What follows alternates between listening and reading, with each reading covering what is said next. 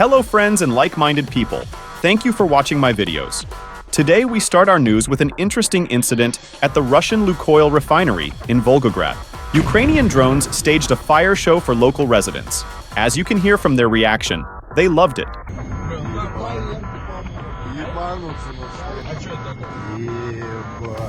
And now the news for Americans. Deepfake is becoming more and more sophisticated and professional, and this has turned it into a dangerous weapon in the hands of the Kremlin. On the left is a video made by masters of information and psychological operations, where allegedly Greg Abbott advises the president to learn from Putin to protect the interests of his country. On the right is the original phrase of Texas Governor Greg Abbott criticizing Biden over his migration policy. 40 years. If only President had been dealing with real internal problems and not trying to play with Putin, from whom he needs to learn how to work for national interests, then everything would have been different. And now, let's listen to the original speech. Years. The Remain in Mexico policy, the Title 42 policy, the end of catch and release, and building a border wall. If the Biden administration was enforcing the immigration laws passed by Congress.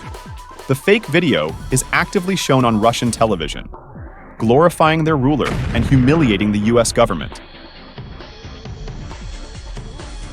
A convoy of Eastern guests was moving toward the village of Solodke with the intention of resolving certain territorial misunderstandings. Some of them, judging by their behavior, were no longer sober. The Ukrainian drone operators disagreed with the position of the guests and pointed out their shortcomings in the rules of conduct. Anyway, the guests had to agree with our position and accept our conditions for staying within the state border. After that, our guests from the east suffered a series of setbacks related to vehicle malfunctions. By the way, this video was shot through the eyes of a pilot of the Shadow Aerial Reconnaissance Unit who monitored the movement of the guests' vehicles and recorded malfunctions that appeared for unknown reasons during the interaction with the kamikaze drones and ATGMs of the 72nd Separate Mechanized Brigade, named after Chorny Zaporizhtsi. One day, our eastern neighbors asked our tank unit to wake up as early as possible. The alarm went off on time. Our guests were very happy to receive such attention. I hope they were not late for anything and enjoyed our hospitality. Near the town of Robotine, a group of guests decided to visit the positions of Ukrainian defenders. Without waiting for written permission, they began to trespass on the territory of Ukraine. The soldiers of the 65th Separate Mechanized Brigade did not agree with this decision. The conflict was resolved in a somewhat unusual way.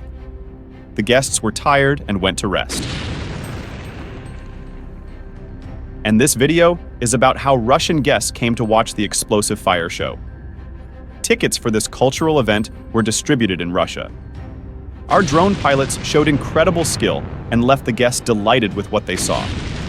Even when the audience was forced to leave the performance, our pilots did their best to ensure that no one missed anything. Not a single one of them complained about the bad result.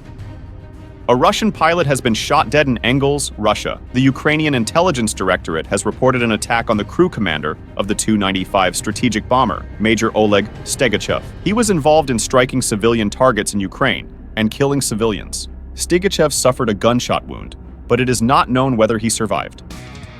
That's all the news for today, friends. I am sincerely grateful to you for watching. See you soon.